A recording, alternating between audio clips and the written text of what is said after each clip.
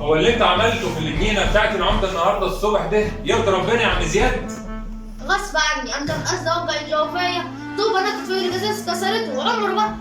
وتاخد جوافيه ليه؟ هي كانت جنينه ابوك؟ كنت جعان. يقوم تسرق؟ هو انا ابن حرام يا اخي؟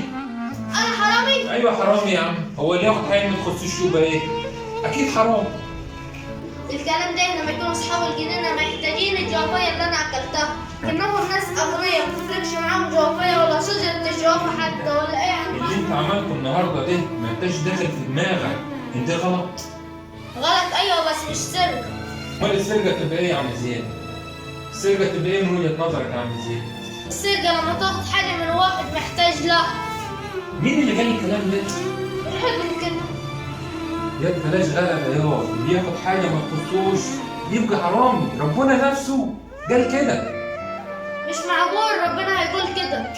استغفر ربنا يا عم زياد، استغفر ربنا. استغفر الله العظيم، لكن بيتهيألي ربنا ما يقولش كده. امال بقول ايه يا زياد؟ بيتهيألي اللي ياخد حاجة تلزمه وصاحبها مش محتاج لها تبقى حلال. ما كانش حد غلب يا زياد ولا كانت الناس تعبت ولا اشتغلت. الجوفة دي مش نعمة ربنا؟ لما يكونها أصحاب الجنينة لوحديهم بقية الناس تحس بنعمة ربنا ازاي؟